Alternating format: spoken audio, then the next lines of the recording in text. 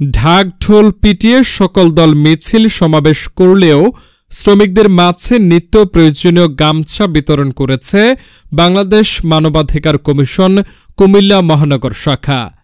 পহেলা মে আন্তর্জাতিক শ্রমিক দিবস উপলক্ষে প্রতি বছরের ন্যায় এবারও মেহনতি মানুষের মাঝে গামছা বিতরণ করেছে সংগঠনটি।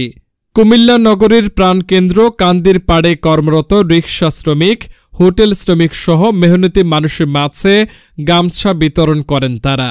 বাংলাদেশ মানবাধিকার কমিশনের কেন্দ্রীয় প্রতিনিধি ও কুমিল্লা মহানগর সভাপতি অধ্যক্ষ AHM তারিকুল ইসলাম লিটনের নেতৃত্বে সংগঠনটির বিভিন্ন পর্যায়ের নেতৃবৃন্দ উপস্থিত ছিলেন। বাংলাদেশ মানবাধিকার কমিশন কুমিল্লা মহানগর শাখা প্রতি বছরের ন্যায় এই বছর দিবস উপলক্ষে আলোচনা সভা এবং শ্রমিকদের মাঝে বস্ত্র বিতরণের আয়োজন করেছে। আমরা ওই কথাটা স্মরণ করছি, শ্রমিকের মজুরি দিয়ে দাও আগাম, শুকাবার পূর্বে ঘাম।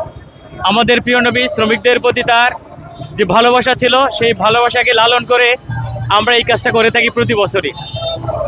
আজকের এই শ্রমিক দিবসে আমরা বাংলাদেশে যতগুলো শ্রমিকরা নির্যাতনের শিকার হয়েছিল, বিশেষ করে রানা প্লাজার যারা নিহত হয়েছে, তাদের আত্মার মাগফিরাত কামনা করছি এবং বর্তমান অন্তর্বর্তীকালীন সরকারের কাছে আমরা বলবো যে নিরপেক্ষ তদন্ত করে এই শ্রমিক নির্যাতন এবং তাদের যে মর্মান্তিক মৃত্যু হয়েছে এর বিচার আমরা আজকের এই মহান শ্রমিক দিবসে আমরা আহ্বান করছি সরকারের প্রতি।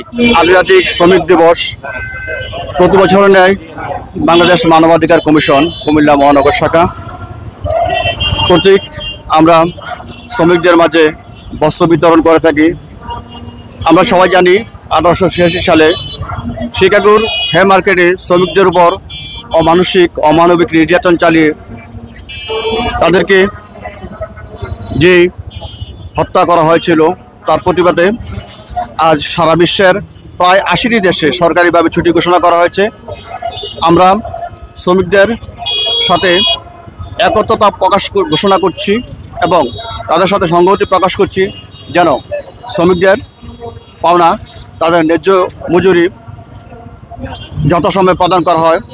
সর্বোপরি মহান আল্লাহ তাআলা যে বলেছেন যে তোমরা মানব জাতিকে ভালোবাসো, আমাকে ভালোবাসতে হলে শ্রমিকরা মানুষ, তাই শ্রমিকদের দাবি আদায়ের পক্ষে তাদের সাথে আমরা সবাই সোচ্চার হব, এই আহ্বান রাখি।